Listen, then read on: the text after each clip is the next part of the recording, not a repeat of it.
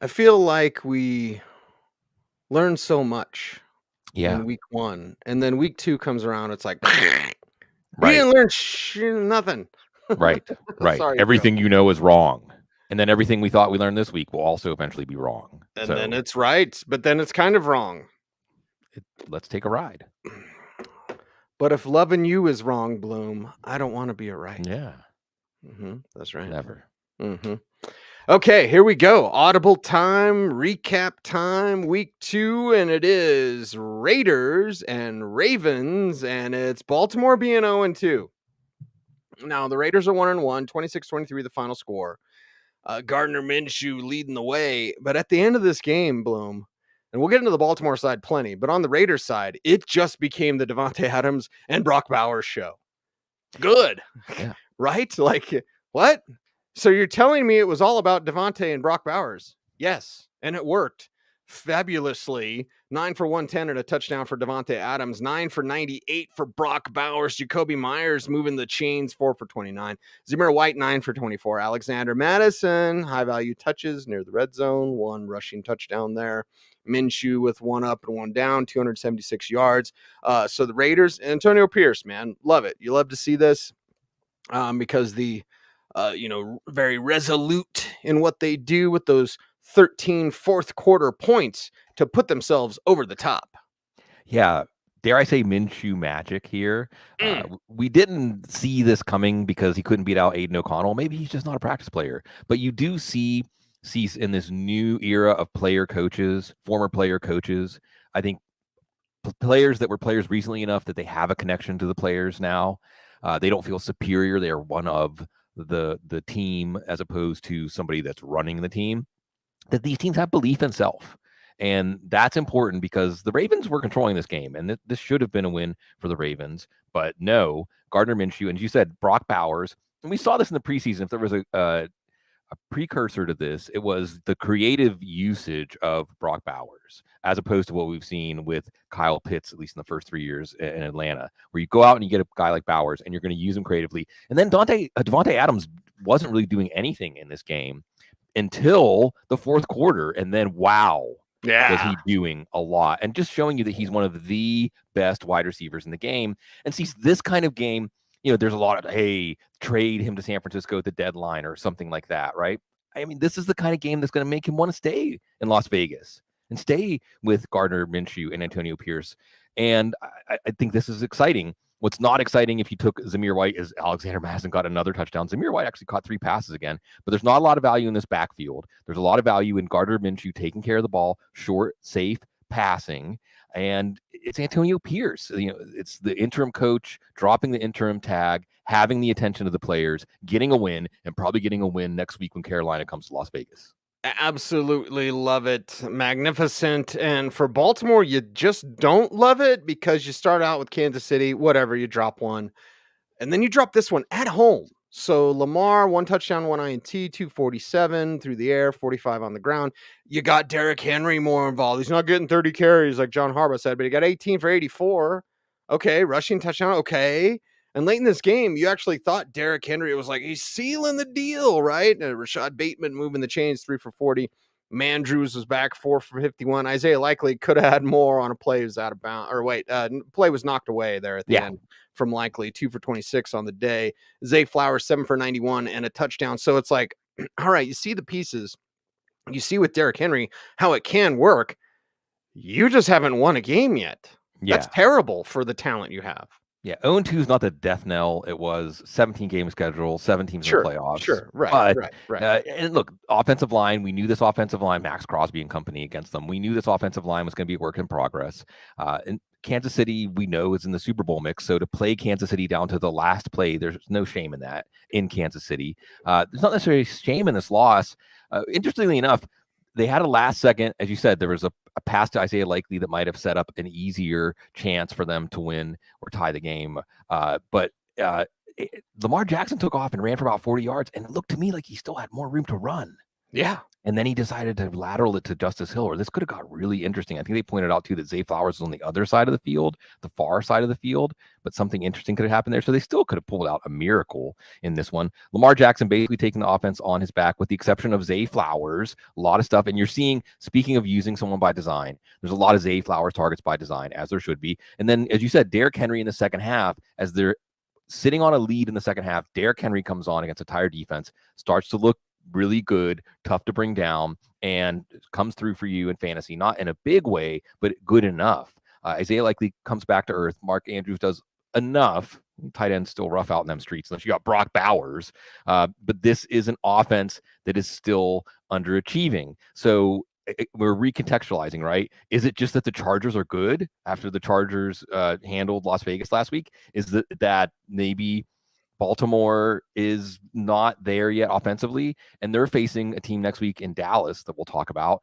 I'm not sure what to think of Dallas after what we saw today. I do know that if Baltimore can't beat them and falls to 0-3, okay, then it's time to get a little worried. Then we're worried. And then we're talking about Cleveland and Jacksonville. Some segues are better than others, but 18-13 is the final score. Okay. So there you go. That's a good thing. Deshaun Watson, a rushing touchdown. Okay. I'm trying to say something nice. Jerry Jeudy, 5 for 73 in this one. Elijah Moore, 6 for 44. Mari Cooper, 3 for 11. Jerome Ford, 7 for 64, but only 7. Yeah. A little bit more. Dante Foreman, 14 for 42 hard-fought yards on the ground. So here we go, Cleveland. You got the win. You're 1-1. Disaster averted for now? Yeah, for now, because all this talk this week about Deshaun Watson's contract, even Jake Laser was talking about it, and the out. And look, they won, and Deshaun Watson got a rushing touchdown, but he's not dangerous as a downfield passer. He's not dangerous as a runner. Actually, I'm not sure he's any better than Gardner Minshew at this point. So that's a lot of money to pay for Gardner Minshew. And Jacksonville, they got after him. There was a 16-play drive to open the game. And then Cleveland's offense, we're going to be waiting around for Amari Cooper. Don't drop him, because if Jameis Winston becomes the quarterback, remember when Joe Flacco became the quarterback? Now we're talking maybe Jerry Jeudy in deep leagues, Elijah Moore, show he's not dead. But Jerome Ford actually had some productive plays, but they came out here with a real intent to use Dante Foreman, who had 3 yards a carry and fumbled at the goal line. They didn't lose the fumble. And also Pierre Strong was getting a lot of work on passing downs. He got hurt with a hamstring. So we're going to be talking about Jerome Ford in the hold on segment, because I think that just in time, we will get to Nick Chubb. But until then, Jerome Ford has shown he's the best player in this backfield. Yeah, you're right. Cleveland got to win. But I think Jacksonville, we're looking at as a team that is just a perennial underachiever at this point. And Cleveland may get another win next week with the Giants coming to town. Yeah, let's talk about Jacksonville side. Okay. ETN with a rushing touchdown. There you go. Brian Thomas, 2 for 94. That's working. Brenton Strange, maybe hitting our waiver wire show tomorrow. 3 for 65. Gabe Davis, 3 for 43. And Trevor Lawrence, 220. No touchdowns, no INTs. This defense is tough. But this one's at home, and you just expected more punch, more fight that you didn't get from Jacksonville. Yeah. They should have been able to close out the win against Miami, and they should have been able last week, and they should have been able to be much more competitive in this game, even though they did have a chance to win at the end, because again, Cleveland's offense is toothless right now. Lawrence was off early. It was Trevor Bank Field, or whatever they call it, but he didn't live up to that billing in this one. You did see Brian Thomas Jr. getting behind the defense, but where is using that as an element consistently to open everything up? Evan Ingram got hurt before the game. This is why you got to be tuning to check your emails from Joe Bryant. Evan Ingram getting hurt in warmups. Was that going to free up Christian Kirk? No. Christian Kirk drew pass interference. That's about it. Was it going to free up Gabe Davis? Nah. Brian Thomas did have those 2 catches, but Trevor Lawrence, a generational quarterback prospect, it's not happening. And some of this is, okay, it's the play calling. Now we're going to figure this out. And we're not figuring this out. And yeah, Travis Etienne got a touchdown set up by the deep ball to Brian Thomas Jr. Tank Bigsby got hurt. We saw some Dearness Johnson. Although before Bigsby got hurt, he hadn't touched the ball on offense yet. So I guess after Bigsby looked better than ETN, they wanted to give ETN a chance to redeem himself. It does help his value that Bigsby's hurt. Jacksonville, is the season slipping away? When you're 0-2 and you're going to Buffalo, the season might be slipping away. Yeah, maybe, just maybe, or Shansa is what I should say, Bloom. Let's talk Jets and Titans. 24-17, the final score. The Jets are 1-1. The Titans are 0-2. Let's talk about Aaron Rodgers. 176, 2 touchdowns, no INTs. One to Breece Hall, 7 for 52 and a receiving touchdown. Also 14 for 62 on the ground. And then Braylon Allen. Oh my God.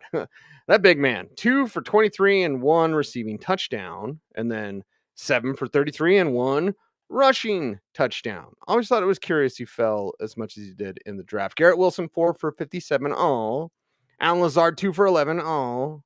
I haven't seen the snap count yet for Mike Williams, but that was the talk before the game. Like, it'll keep ramping up. Okay, whatever. But they get the win, and they do it on the backs of their backs. Right. It's not Aaron Rodgers pulling a rabbit out of the hat in the passing game. It's not Garrett Wilson, who's drawing a lot of attention. And we're going to talk about this when we get to Dallas also. Somebody else has to emerge in this passing game. Yep. And maybe it'll be Mike Williams. It's not Alan Lazard. It's not Tyler Conklin. I don't know if it's going to be really anybody. But they can get a win against Tennessee with their running backs. And you did see Breece Hall look sharper in this one.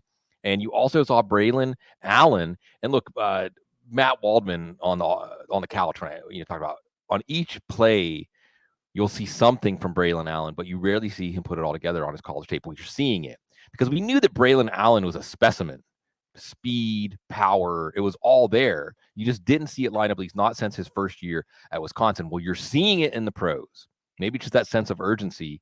And on one hand, you can say that's not good for Breece Hall because, well, Braylon Allen, he'll definitely be on the waiver wire show. He's demanding touches, and he scored twice.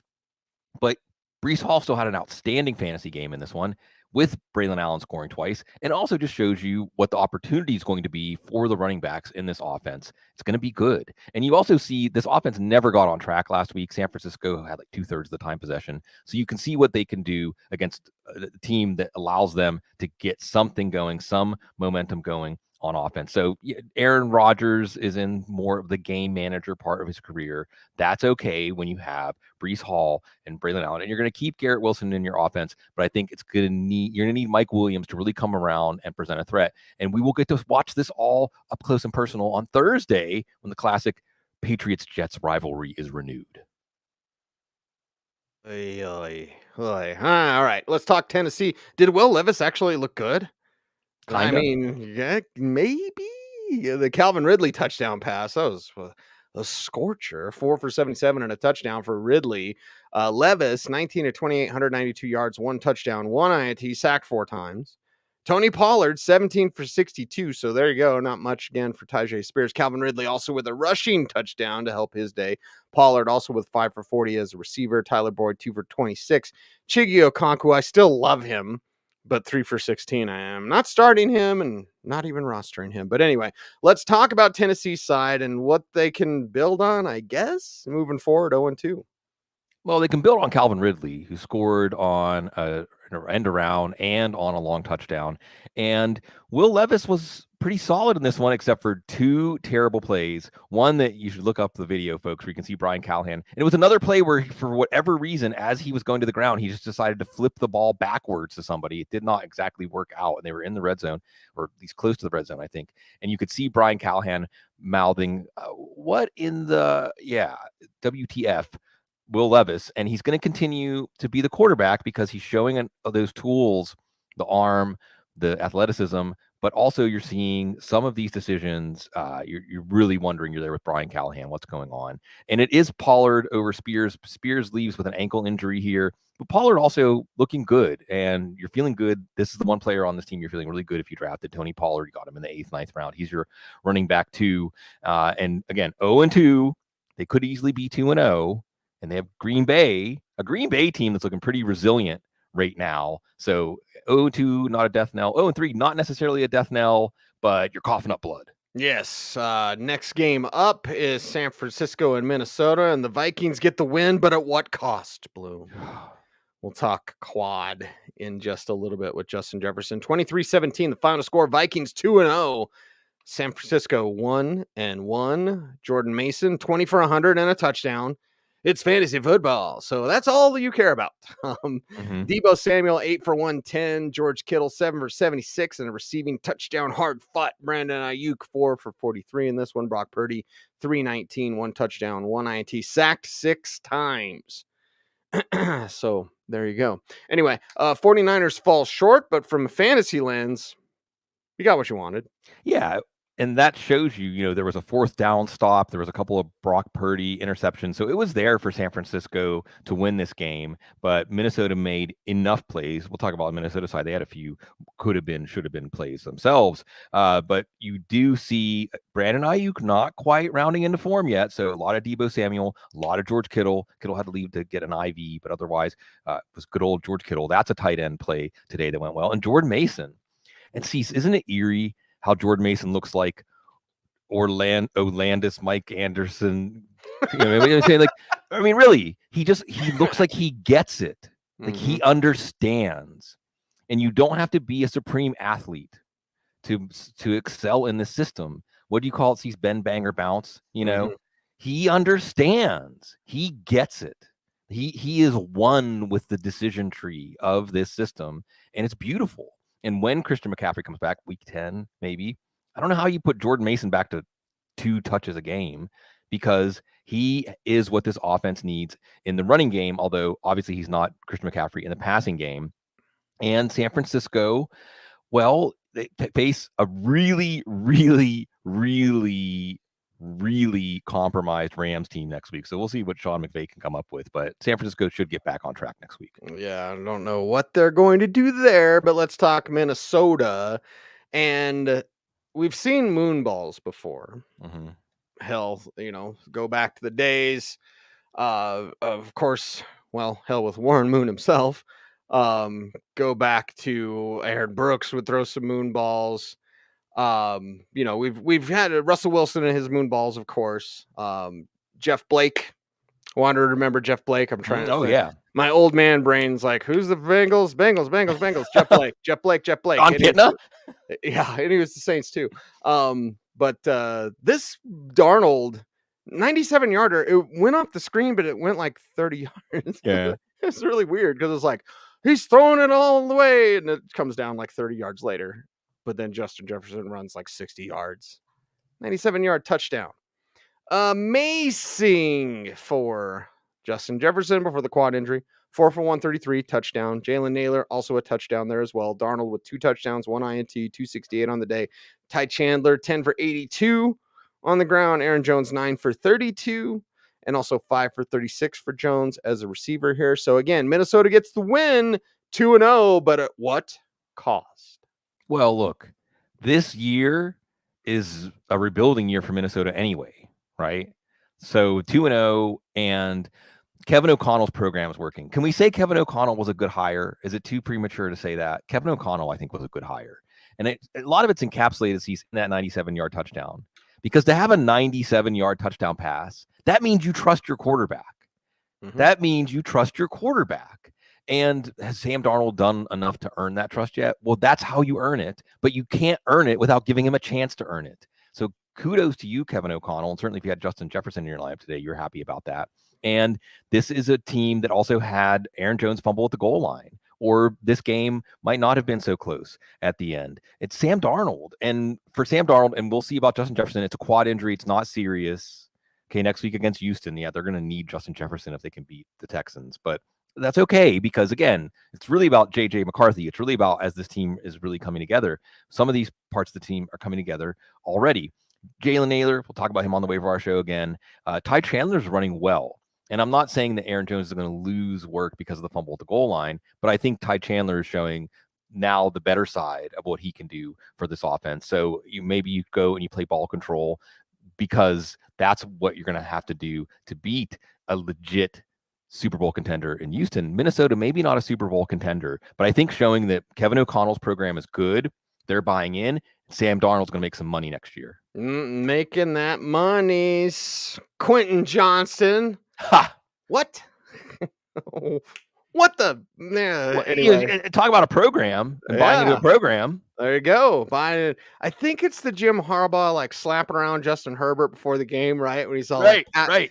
patting his shoulder back, rubbing his belly. Does it tickle you a little bit there, Yeah, Herbert? yeah. Yeah. And then pat it on the back. Where's your Who's fanny our at? quarterback? Who's our quarterback? Where's my quarterback? Pinch you on the butt. I'm Jim Harbaugh. Like, okay, we're not talking Carolina. Okay, just god awful. Are you kidding me? This is terrible. 26-3. Chargers get the win. They're 2-0. Panthers are 0. I mean, it's just nothing. But it's Quentin Johnson. That's the show, the big show. And then J.K. Dobbins, of course. Like, although when he did the somersault in the end zone, 131 yards on the ground or a touchdown, he does a somersault. I'm like, hey, hey, buddy, can you please not do that? You had a shredded knee and a bad Achilles. Like, I know you're feeling good, but you don't need to somersault into the end zone. Maybe he's excited about getting his fanny pinched by Jim Harbaugh. Yeah. Again, it's the program. It's buying into the program. And this team, I mean, this could be a playoff team this year. Sure. J.K. Dobbins, and it is a committee, 18 carries to 17 carries. So it is a committee, but Dobbins is breaking those long runs. I still think if we get a 1-yard touchdown, it'll probably be Gus Edwards. So Gus Edwards isn't necessarily a shut him down because this team is a winning team, because this team is going to establish the run again. Here are the numbers that matter: 44 runs and 20 passes. But among those 20 passes, 5 to Quentin Johnston. And look, Quentin Johnston legit beat J.C. Horn, good corner, roasted him. Straight up roasted him on the release and on the acceleration, and Justin Herbert put it on him. And then there was another one when Herbert kept the play alive and Johnson was all alone. So we'll be talking about Quentin Johnston on the Waiver Wire show tomorrow morning. Herbert and Ladd McConkey, you might need this team to get out of their comfort zone to see more from Ladd McConkey. We're not shutting down Ladd McConkey because when Justin Herbert's going to have to cook, that's going to be, I think, one of the main ingredients. Herbert, again, a little banged up in this one. And they have to cook next week. Well, they're going to play Pittsburgh. So, no, that's going to be 2 teams. That's the Spider-Man meme. We don't want to turn over the ball. We don't want to play good defense, beat you up. Well, it's going to be a fun game to watch, and certainly a fun game between 2-0 teams, Cease. Ooh, okay. All right. Okay, Sandy. Do you have anything to say about Carolina? Okay, Cease. There is like who's the guy? Was it Terry that was in Rocky's corner, like with Apollo and Drago? Throw the damn towel, right? Mm-hmm. Right? Yeah. Cease. That's not Bryce Young. Bryce Young is not Apollo Creed with Drago. Bryce Young is like the little kid that fell into the gorilla pen with Parembe. You know, he doesn't. We like to say he looks like he belongs about these rookies, about these young players. He looks like he doesn't belong. Literally throwing on his tippy toes. Yeah.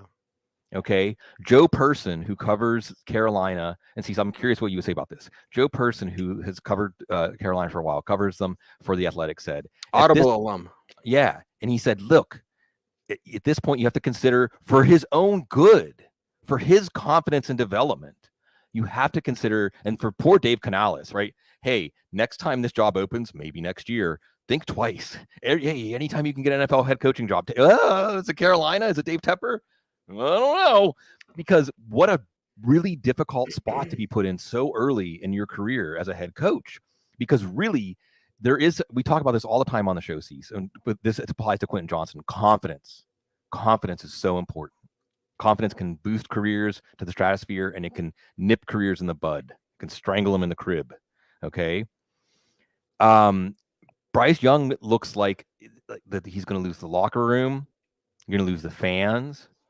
And you're not giving him a chance. And you have Andy Dalton. You have the Red Rider. You have the perfect guy to come in and say, all right, pew, pew, pew. I'm going to go ahead and let's play some football like we saw last year when Andy Dalton came in. And let's just let everything calm down a little bit because it's embarrassing. So he said, isn't that often that we can say that it's truly, you feel bad for the players. You feel bad for the Carolina Panthers right now because of how bad this team is and how Bryce Young doesn't stand a chance. And if you had some structure around him and you had an offensive coordinator who understood how to work around his limitations, you could start building something. They are in no state to build anything. And again, Las Vegas, Antonio Pierce, they're building something, and they're going to use a stepping stone of the Carolina Panthers next week. I won't say too much, Bloom. Mm. And I won't say who, although it's kind of easy to figure out who. Mm. If Dave Tepper ever interviews you, I've heard that all you have to do is tell him that you pissed on the statue outside the stadium after Mm. you beat them one time, Mm-hmm. and you won't get the job. Hey, I'll So remember that. sorry, Joe. Sorry about talking. Can you stop talking about pissing on the Panthers, buddy? But hey, I've heard that was an alleged rumor Yeah, that for anybody out there, you never know when you might need to know how to not have Dave Tepper hire you. yeah, when I heard that story about this coach, I was like, wow. Yeah. Sometimes coaches do try to not get hired, I guess. I guess so. I guess so. Who sits in a billionaire's office and be like, "Hey, that statue that you really love? Yeah, Yeah. Ozzy your Osbourne? I didn't remember him your interviewing name's you. on it." Anyway, Seattle and New England. How do you transition from peeing on statues? Seattle, New England. No Kenneth Walker. Okay. Yeah, that's sad. Sadness. 23-20 the final score. Seattle gets the win. They're 2-0. New England's 1-1. Geno 327, 1 touchdown, no NTs. No Kenneth Walker. So, hey, just go to DK Metcalf and JSN. Metcalf 10, 129, 1 touchdown. JSN 12, 117 on the day. Tyler Lockett 2 for 15. Oh. Zach Charbonnet 14 for 38 and a rushing touchdown. That'll help. And then what are you? 5 for 31 as a receiver. Okay, so there you go. Noah Fant 114. Anyway, so they win and they find a different way to win without Kenneth Walker. Right. That's what's interesting here is Ryan Grubb goes run heavy, run to set up the pass to 40 some attempts for, and I think 15 attempts for Charbonnet and 40 some pass attempts. It was an overtime game, but still Geno Smith. And you have your Jackson Smith and Jigba breakout game. Don't think we're gonna get a lot of start sit questions with him. And DK Metcalf, cover that guy. A busted coverage early, and then with Geno throwing a lot. Yeah, and not a big game for Tyler Lockett after he had a good game in week 1, but he did draw a pass interference that, wow, the Patriots complaining about the refs, the calls. But yeah, Seattle maybe getting the benefit of a call there. Charbonnet was not great, but did get a touchdown and also was a part of the passing game. We know he's a good receiver. I thought we'd see more Kenny McIntosh. He looked really good in the preseason. I thought that he deserved an opportunity. We'll see about Kenneth Walker. He was declared out pretty early in the week, so I think we may not see him next week. Again, Cease, carnage. I feel like every second or third game we're talking about a team that is really in a bad place right now. In this case, it's the team that is coming to Seattle next week, Miami. You got a 2-0 Seattle team looking to go 3-0. Geno Smith, Mike McDonald. That hire is looking pretty good right now. And the Jared Mayo hire, despite the loss, looking pretty good. Yeah, looking good. Gerard Mayo Company. Ramondre Stevenson, 21 for 81, 1 rushing touchdown. But it's Antonio Gibson, 11 for 96 on this one. Too good to not utilize. Jalen Polk with a receiving touchdown. Hunter Henry, 8 for 109. Jacoby Brissett, 15 and 27, 149, 1 touchdown. No INTs. So here we go. And yeah, use Antonio Gibson, everybody. Well, Jacoby Brissett is keeping this team competitive. And interesting to hear this week that Drake May is getting 30% of the first team snaps. I think it's actually rational. You know when you're ready to flip the switch, you're going to go to Drake May. But Jacoby Brissett keeping this team very competitive, and sees memo to Sean Payton. Hunter Henry, 8 catches for 109 yards. That's what you have against Seattle. You have the middle of the field. You have your tight end. Hey. So again, next week, Jonnu Smith against Seattle. Remember that one. We'll talk about him on the Waiver Wire show. And Ramondre Stevenson. What is it that came out, Cease, that Bill Belichick's nickname for him was franchise? That's pretty funny, Bill Belichick's so much better on TV than Tom Brady. I know who wins that argument. Who's better on TV? Who would I rather listen to talk about football? Another show, another story. But like you said, Cease, Antonio Gibson still has something. Maybe he's a discussion on the Waiver Wire show. And we're good to watch this New England team, this plucky New England team. They're not able to finish drives. They don't have a lot of threat downfield and passing games. So that's why they're a team that can hang around, a team that can be competitive. Maybe not a team that can win yet. But again, what's going to be a theme on this show? Buy-in. Jared Mayo has buy-in. This team is fun. They're making the most out of what they have. When they get some playmakers, give them a Malik Neighbors, give them somebody like that in the future, and Drake May starts to come along, and they're doing the right thing with Drake May's development. Patriots fans, you should feel good about the direction of your team. New Orleans Saints, Bloom. Huh? Yeah. Have they punted? Did they punt? It was at halftime of that game, and it was like they had 16 drives in a game and a half, and they'd scored on every drive. So I believe they punted. There was an interception. I know there was an interception. Okay. So all right. But yeah, huh? I mean, okay, cool. Yeah. New Orleans versus Dallas. The Dak memes that are coming out, the internet is undefeated. Oh, fudge, says Dak Prescott as he goes up, as Jeff says here. Joe says, New Orleans Chiefs. Yeah, that's right. Yeah. Oh, my God. 44-19, Saints win. Okay. Derek Carr, 2 touchdowns, 1 INT, 243. Rashid Shaheed, 4 for 96 and a touch, and also 3 for 13 on the ground. Chris Olave, 4 for 81. And the one so close to the end zone, and he just put the ball down at the one and then let's go in. And then I think it was the Carr push touchdown, whatever. Alvin Kamara, 2 for 65 and a receiving touchdown, 20 for 115 and 3 rushing touchdowns. Carr with the aforementioned rushing touchdown, like they just couldn't stop scoring. And Kamara, if you ran into Kamara today, you lost. Yeah. Wow. Let's just, as a New Orleanian, I'm coming up on 6 years living here now. I think I could say that. I've evacuated for a hurricane. I just lived through another hurricane this week, like the rest of the team. That's the thing. This week was all interrupted and all messed up because there was a hurricane here. Maybe, that's just how this team rallies. Steve, do you think Clint Kubiak is going to be a good head coach? Yes. We're going to find out. We're going to find out. We're going to find out. Wow. Because you give him Chris Olave, you give him Rashid Shaheed, and Taysom Hill left with an injury, so you take that one out. But Alvin Kamara, who has not lost a step, okay. But you add in all the motion, you add in all these elements, you do things so the defense has to be on their toes. What a concept to actually have diversity of play calls and force the defense to think and react. Because last week, this Dallas defense looked like, well, yeah, the Browns didn't have their tackles and Deshaun Watson. Well, let's see what he can do. I mean, Dallas' defense is so ferocious. Really? Because everything worked. Everything New Orleans did. Everything they did worked. You even got the crotch grab. And Derek Carr, and again, I'm coming at this from a New Orleanian point of view. Derek Carr I feel like he's saying, I'm going to win you over, New Orleans. I'm going to win you over. You might not want me to win you over. You might not think that that's going to happen, but that's going to happen. Because what have we always known about Derek Carr? Put structure around him. Again, think Jake Plummer, think Brian Greasy, right?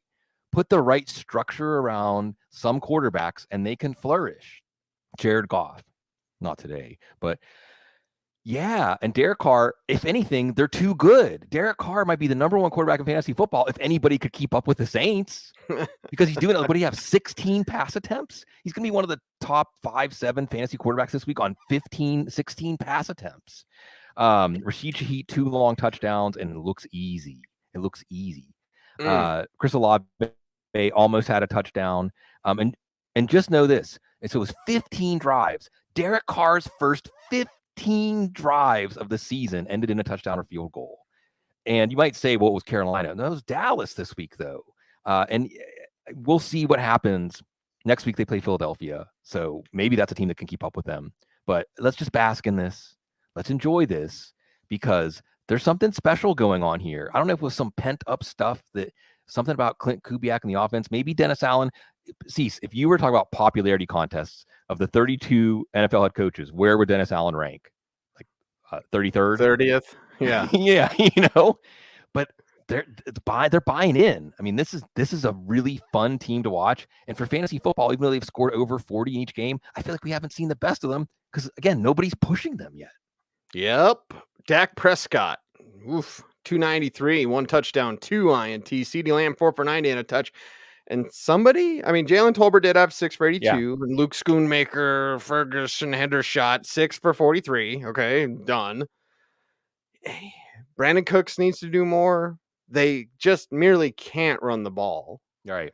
Why didn't they trade for Khalil Herbert like they wanted? Right. I don't know. This is puzzling. So yeah, there you go, Dallas. Dak just can't do. Dak and Lamb can't do it themselves. I mean, that's the thing. That's why we're not seeing a revival of the pass offense we had. Jake Ferguson, when he gets back, that'll help. Luke Schoonmaker did a little bit. Jalen Tolbert's interesting. Also had a terrific play when the game was still kind of up for grabs when there was a fumble and he was in the end zone and recovered the fumble like the 20-yard line. So you like seeing that. I mean, that's coaches love that stuff. We'll talk about Jalen Tolbert on the Waiver show tomorrow morning when we record it. But if your answer to who to draft in this backfield was none of the above, you were right because you saw some Deuce Vaughn, you saw some Ezekiel Elliott, you saw some Rico Dowdle. At the beginning of the game, it looked like they might be using Rico Dowdle as more of a starter, a feature back, but that's not how it went.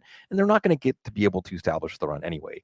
So it was nice that week against Cleveland, and we think, well, Cleveland was a playoff team. Oh, you went in Cleveland, he thumped them. No. Dallas still has a lot of questions. And again, next week they're facing a Baltimore team that has a lot of questions. So some desperation, even though it's only week 3 in that matchup. Yeah, desperation abounds with the Giants, I suppose. 21-18, they lose to the Commanders. They are 0-2. The Commanders are 1-1. Daniel Jones, 2 touchdowns, no INTs, only sacked once. Malik Neighbors, he found 10 for 127 and a touchdown. And then nobody else did anything. Devin Singletary did have 16 for 95 and a rushing touchdown. So that's good. Jones was okay, but they're not winning. At least they got Neighbors involved. Yeah, there were some items that came out, Adam Schefter, among others, saying, oh, that injury guarantee might start to loom if Daniel Jones struggles. Again, he didn't struggle. He was better in this game. In fact, if Malik Neighbors was a little more shorthanded, and to Malik Neighbors' credit, he took it all on himself. I let the team down. He had a breakout game, his first NFL touchdown, blah, blah, blah, blah, blah. All he cared about was that he dropped the ball that could have set them up with a chance to win. They lost their kicker, Graham Gano, during the game, or they might have won the game anyway. So they didn't make their 2-point conversions. They were at a point on the field where they could have gotten a field goal if they had a kicker that they trusted. So Daniel Jones was better. Malik Neighbors is going to be everything that we thought he was going to be. Devin Singletary looking good. A game script that was a little more amenable to Devin Singletary getting on track, and he did in this one. So Daniel Jones is still going to be the quarterback, still has a pulse for fantasy football, and they're going to go to Cleveland next week. So that's going to be an interesting matchup. Two teams not quite sure what we think about them. I know what I think about Jaden Daniels, even though he's not allowed to throw the ball more than 5 yards downfield, Cease. Yeah, that's kind of a common thing here. So who do you trust? Hubba, hubba, hubba. Money, money, money. Who do you trust? And why can't Jaden Daniels get a little more trust there? 23-29. Awesome. 226. Okay. Brian Robinson, 17 for 133. Daniels also had 44 yards rushing. Zach Ertz, 4 for 62. Noah Brown, 3 for 56. Austin Eckler, 3 for 47. And then also 8 for 38 as a rusher. Terry McLaurin, 6 for 22. De'Ami Brown, 2 for 17. So this is a 226-yard performance on 23-29 passing. And it's just like 4 targets. Other than Terry McLaurin had 8 targets. But 6 for 22. 6 for 22, yeah. So it's like, you get 4 targets, you get 2 targets, you get 3 targets. Terry gets 8. But still, like, all right, they're spreading it around, I guess. And winning, which is something they didn't do last week. Yeah, can I say Jaden Daniels is a winner? Is it okay? Is that okay to say the quarterback wins or something like that? He's a winner. Well, he's calm. He's a rookie in his second game, and he's the calm of this team. He's the we got this of this team, and they got this. And this is a nice win for him, even though, again, I think it's the offensive line. I think the offensive line needs to gel as a pass blocking group before they're going to let him throw downfield. And it wasn't a great fantasy game for him, but it was a great game for him, I think, in his development. And for fantasy, Terry McLaurin, we'll wait and see. Zach Ertz, maybe we can scrape something out for you, rough year at tight end. Brian Robinson looks good. Yeah, Brian Robinson's a good running back. And Austin Eckler looks like Austin Eckler. Because Brian Robinson's so good, we aren't saying, if it was Zach Moss or someone like that, we'd say, I mean, how are you giving that guy touches instead of Austin Eckler? But you watch Brian Robinson, like, okay, I understand why you're giving that guy touches ahead of Austin Eckler. But Austin Eckler looks like good old Austin Eckler. So he's a buy low candidate as far as I'm concerned, simply because he has that burst, he has that slipperiness, and he's still there in the passing game. And it makes sense if they're doing a horizontal passing game to use more Austin Eckler. And we'll see next week. Jaden Daniels is a leader, and he's taken his team to Cincinnati, a team that I'm not sure what to think about Cincinnati. I guess it just depends who they play. They don't get to play the Chiefs every week. So Washington, I mean, this is still a long-term thing. But I think they got the quarterback right, and maybe they don't have the offensive coordinator right, but I think this offense will get better as the year goes on. Tampa Bay and Detroit. Our next game that we're going to recap here. It is the Audible. Cecil, Lammey, Sigmund, Bloom, and Baker, the baby maker. 2016, the final score. Tampa's 2-0. Detroit is 1-1.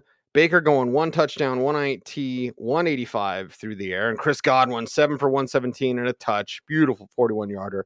Mike Evans, 3 for 42 in this one. Jalen McMillan, only 1 for 21. Still love him. Still love Bucky Irvin, 7 for 22 on the ground. And then nothing as a receiver. What? Change that. Baker, 5 for 34 and a rushing touchdown. Rachaad White, 10 for 18. And then 1 for 5. So there's that. They win, Bloom. They win. But it was odd in the way that they did that. Yeah. Look, this is a team to contend with. This is a Super Bowl contender. Baker Mayfield's a good quarterback. True or false? Baker Mayfield is a good quarterback. No qualifiers. Damn good. He's a good quarterback. He's a good quarterback. This is a good team. This team came into this game weakened. You go into Detroit with your secondary all banged up. They didn't have their best interior pass rusher, Kalijah Kancey, and Vita Vea got hurt during this game. And they win. They come away with a win. This is a good team. This is a team to contend with. Baker, you're bummed about Cooper Kupp's injury. Chris Godwin's in the Cooper Kupp role, and he's better than Cooper Kupp at this point, probably. I mean, that's not taking anything from Cooper Kupp. I'm just saying you could see Chris Godwin. Chris Godwin is going to be one of the best picks in fantasy drafts this year. Mike Evans, it'll be fine. Mike Evans going against Carlton Davis, by the way, the old teammate there. So maybe that's part of why Mike Evans didn't do much. Rachaad White left briefly with a groin injury, came back in, but I think Bucky Irving has more to offer as a runner. And Rachaad White didn't do as much as a receiver in this one, only the one catch. So what do you have in Rachaad White? I don't know. I mean, I know this is a good offense. I know it has a good quarterback. I don't know about Rachaad White. I do know that this was a massive win, and I know with Denver coming to town, they're probably going to go 3-0 next week. Yeah, yep, that's what happens. Detroit side is Jared Goff, 2 interceptions, no touchdowns, 307 yards. Amon-Ra St. Brown, 11 for 119. Jameson Williams, 5 for 79. David Montgomery, 11 for 35 and a rushing touchdown, and then 4 for 35 as a receiver. Jahmyr Gibbs, 13 for 84 on the ground, and then 7 for 22 as a receiver. Sam Laporta, 2 for 13. Oh, so yeah, there you go. Oh, Timmy Pat's got a couple catches. Yeah, right on, Tim. Hey, way to go. He's still there. He's still doing it. Jameson Williams, first route basically of the game gets bumped, and it's a Jared Goff interception. Next drive, it goes back to like a 50-yarder. Jameson Williams is going to stay in your lineup every week. He has arrived, folks. Amon-Ra St. Brown got a little banged up in this one, also caught a ton of passes. And if you're worried about week 1, you're not worried now. If you're worried about week 1 with Sam Laporta, you're worried now. You're worried. And we can't say it's like Travis Kelce, Mark Andrews are getting old, injuries are piling, whatever. Sam Laporta is only in his second year. What can you do for an encore? Well, so far, not much. You're going to stick with him. Detroit, Arizona, that sounds like points. Jared Goff throwing the ball 55 times sure sounds like points. Well, 16 points, huh? Disappointing. A lot of yards, not a lot of points. Bend but don't break defense. We haven't said that one for a while, but Tampa Bay has that.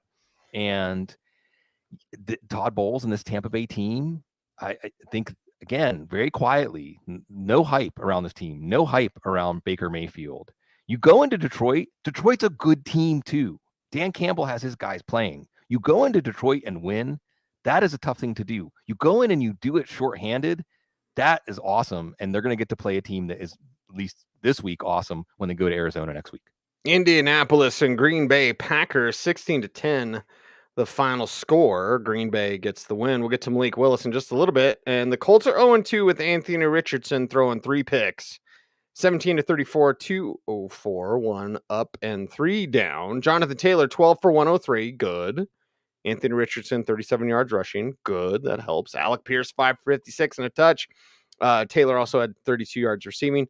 A.D. Mitchell, 1 for 30. Mo Alley Cox, 1 for 22. There's Michael Pittman, 3 for 21. All right.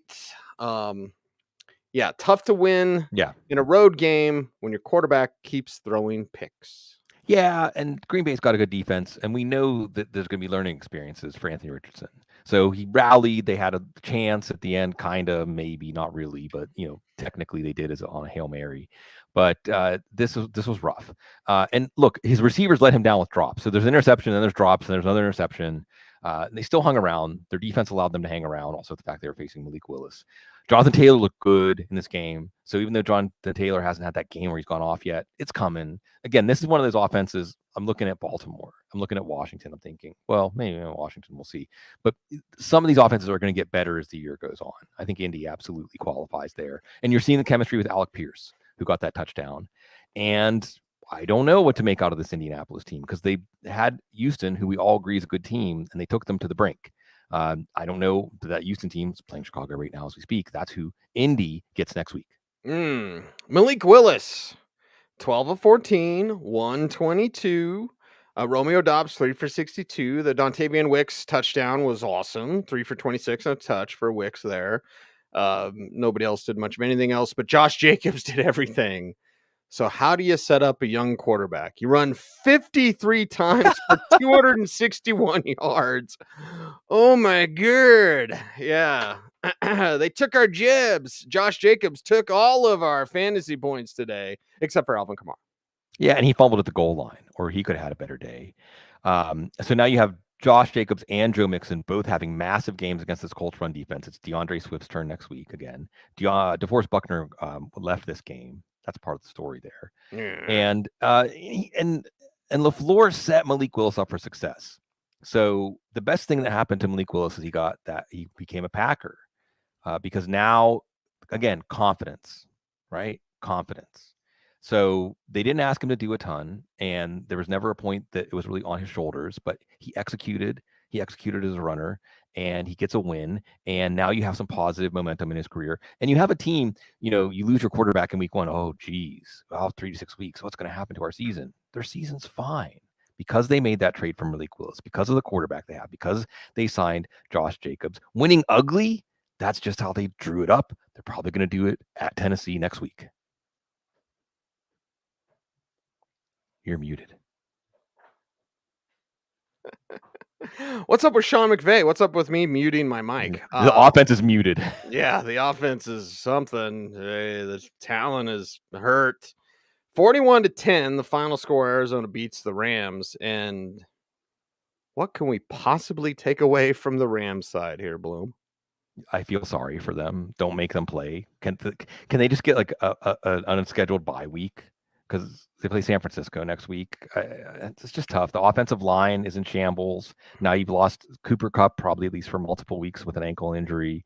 Kyron Williams will still be a decent play, I guess. But in Matthew Stafford, it's just he's got an impossible job now. An impossible job.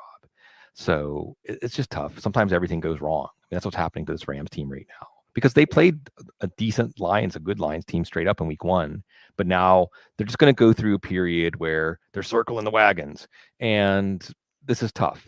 And to the credit of Arizona, Arizona smelled that blood, and they really finished them fatality. And again, the theme: confidence and buying in, confidence, and yeah, they're buying into Jonathan Gannon's program. Yeah, JG's a real one, as the kids would say. Marvin Harrison Jr. A catch for 4 yards last week. This week, 4 for 130, 2 touchdowns. Kyler Murray with in the 3 first touchdowns. Quarter. Yeah, exactly. 266 in this day. James Conner, 122 and 1 touchdown. Murray also had 59 yards rushing. Trey McBride, 6 for 67. Nobody else did much of anything because they didn't need to. They need to, yeah. Yeah, there you go. Kyler Murray looks good. I mean, see, this was the game where Kyler Murray looked like, I know you had to be watching Bo Nix. I'm so sorry. But Kyler Murray looked like the Kyler Murray that we thought he could become in the NFL, with the mobility, with the ability to make throws on the move, from having that touch over the top to Marvin Harrison Jr. This is wonderful. And yeah, the Marvin Harrison Jr. thing, he said he was thinking too much last week. That's why he only got to 16.7 miles per hour. You know, that's why he looked like slow. Someone said it looked like he was like in the New Balance ad or something, you know. So yeah, you like that one. But yeah. I mean, we're not going to get questions about whether to start Marvin Harrison Jr. He can play. He's good. Okay. Trey McBride. And listen, fantasy football, we're going to get into some fantasy football minutia here, right? You or I may debate, should an offensive player get credit for a touchdown in your fantasy football matchup when they recover a fumble in the end zone? But you found out whether that was true in your league today. I'm sure Trey McBride was in somebody's lineup. And it all comes down to just a checkbox or a setting that your commissioner sets in the software. So maybe this is an opportunity that if you disagree and you say, that should count, a touchdown is a touchdown is a touchdown, and it didn't count, because I'm hearing from different things from people. Some people did count, some people didn't. Okay. You found out today, and you should not change rules during the season. Don't ever do that. No. But maybe for next year, this is your opportunity, because rarely do we actually go through all those league, the league settings tab, league rules, league scoring. That stuff can determine fantasy matchups, something that seems insignificant. In this case, it was James Conner fumbling into the end zone and Trey McBride, who's looking great, recovering it. James Conner looks great. Poor Greg Dortch. I mean, that's the thing. If the offense is going well, they don't need to use a lot of Greg Dortch. They didn't really need to do much of anything. This one was over by halftime. Arizona, this is an exciting team. And again, Detroit coming to Arizona. Great matchups with Detroit and Arizona next week, to see two teams feeling a little different after this week's game. And I think that one's going to have a lot of scoring next week. Cincinnati can't beat Kansas City. 26-25, the final score. Okay. I still blame Buffalo for all that. You gave Andy Reid Pat Mahomes, and then you gave him Xavier Worthy. Thanks, Buffalo. Awful. Joe Burrow, 258, 2 touchdowns, no INTs. Mike Gesicki, 7 for 91. Jermaine Burton, 1 for 47. Jamar Chase, 4 for 35. Andre Yosevis, 2 touchdowns, both of them there. There you go. Zach Moss didn't do much. Chase Brown didn't do much. And there we go. That's the Cincinnati side in this one, Bloom. First of all, Cease, can we say that this is the best rivalry in the NFL now? Is that fair? Yes. I mean, is there even anything close, number 2? I don't think there is. Buffalo, Kansas City? Yeah, sure. I mean, it's all about Kansas City. And why right. Is it all about Kansas City? Because, Cease, we remember watching the Joe Montana 49ers, right? We remember watching those Cowboy teams of the 90s. We remember watching the Tom Brady Patriots. And unless you're rooting for one of those teams, it's sickening. It's sickening to watch them, because you're watching these close games and these teams are summoning up everything and actually doing it. Cam Taylor-Britt had one of the best interceptions in the history of the NFL in this game, okay, who was talking trash on Xavier Worthy and backed it up. And you watch these teams, especially when they play in Kansas City, and I'm not saying, but I'm just saying, just like when New England was playing in New England, and you just know something's going to happen and they're going to win it, right? You just know it. It's disgusting. It makes you have a pit in your stomach. I mean, Cincinnati did get a win in the most important game in this rivalry, the AFC Championship game. Unfortunately, they didn't get that Super Bowl win. But Kansas City brings out the best in them. In this case, it was Joe Burrow coming around to pass to his tight ends, Eric All Jr., remember that guy, and Mike Gesicki. This, again, all of a sudden, Mike Gesicki looks like a supreme athlete at tight end. You see it now. And yeah, Isaiah Likely, hey, play your tight ends against Kansas City. Next week, that's Kyle Pitts, by the way. Don't get hurt on Monday night, Kyle Pitts, so we can see what you can do against this defense, because tight ends, that's where it's at. Anybody can see it. Jamar Chase getting a bad 15-yard penalty. They got a field goal after that. Evan McPherson, all he does is make kicks. Yoshivas in the red zone. And Joe Burrow, and Jermaine Burton actually got on the field and caught a 47-yard pass, roasted his guy, got downfield. I don't know why you didn't see more of him. I mean, I don't care if he's asleep in meetings or you can't trust him to run the right route. Well, he ran the right route there. It was important because you need that while you're waiting for T. Higgins to get healthy. They deserve. Can you say deserve to win a game? I don't know. I don't want to. it sucks for Cincinnati. It just sucks to go in and make so many plays on both sides of the ball and play with so much heart and lose this because of a pass interference on 4th and forever. How does that happen? Kansas City. Kansas City side is what we're talking about. What do you mean? Yeah. What do you mean? Are you saying? 151, 2 touchdowns, 2 INTs for Pat Mahomes. Rushy Rice, 5 for 75 and a touch. Justin Watson, whatever. Nothing. Xavier Worthy, nothing. Pacheco got banged up. Yep. Carson Steele. That's an iNinja reference, and you're not going to know what that is, Bloom. I apologize. But I'll like, look it up. it was an old Xbox. Is that a car thing? Oh. No. It's an old Xbox game. And it was awesome. Yeah. And it was like the 90s video games. Why am I thinking of like Gex? Right? Mm-hmm. They always had the mascots, Bubsy 3D, but they always had the mascots that were like would talk smack. Mm-hmm. So iNinja, it was this little cartoon ninja and run around, and he'd go at these little robots or whatever, and he'd be like Steel and slash at them. So every time I think of Steel, I think of Steel. So again, very deep pull there. Everyone's completely bored. Let's talk about the Chiefs before we really bore them with Broncos Steelers. Yeah, we're back to Patrick Mahomes' horizontal passing attack. Not a lot there for fantasy. You did have one over-the-top shot to Roshy Rice that worked. Otherwise, you didn't have the big play from Xavier Worthy. By the way, sound the DEFCON 1 alarm on Travis Kelce. There was one play, the one catch he did get, he almost scored. His offensive lineman, Trey Smith, was there kind of in the way. But that's it. Are they pacing it? I think they did last year. I mean, this is getting severe. I can't tell people to bench him against Atlanta next week, but geez. Isaiah Pacheco was the main engine of the offense, and he leaves on crutches and in a boot. Boot to the head. Do you remember that one, Cecil? Boot to the head. Boot to the head. Dr. Demento. Yeah. Does anybody listen? Does anyone care about Dr. Demento? Boot to the head. Oh, man. But they make the plays. They had a sack of Burrow, return for touchdown to Amari Connor, and this and that, and they just somehow it comes together for this team. No matter what, no matter how much they're outplayed, we'll see as they go to Atlanta next week. But see, it's another week of NFL football, and at the end of it, I think, what happened exactly? I don't know, but it was something, and we experienced it together. That's the most important part. Together, I see everybody in the chat room. This is our one live show a week. Please come if you want to join us and hang out, because we love it. I love seeing the chat room interacting. I love interacting with the chat room. I love sharing this experience. And I'll say this almost every week. I probably will say it every week. I repeat myself a lot these days. I'm getting old. It's a shared experience, and that gives us a sense of being together. And in this life and this time that isolates us from each other so much, let's be together, even if at the end we say, what did we just see? Right. What did we just see? Sorry, Joe, coming in from Ryan. There's Bob Harris, everybody. Yeah, the sage.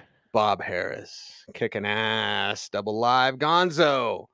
And, of course, Bob Harris, you get right here on this channel on the Audible. Yeah. So make sure to like, comment, share, subscribe. I'd rather talk about Bob. Yeah. And, everything, Bob. Then talk about the Broncos and the Steelers. I think it's the last game we have. Oh, well, we got to talk about that's a Broncos show and a Steelers show. No, it's neither, because that wasn't even real football. That's why I was doing the sign off. I thought we were doing the sign off. Yeah, you're doing the sign off. I was like, well, we do have one other thing to talk about. That wasn't even a football game. I guess. I guess Russell Wilson isn't going to start. Nope. Because Justin Fields keeps winning. Good. And then, I mean, we could just talk about the whole thing. Both teams. Yeah, see, this is a classic. Here's the problem that I just ranted about for an hour in the post-game show before this show. Hey, Bo Nix do everything with no playmakers. In his second game as a pro. Against the Steelers.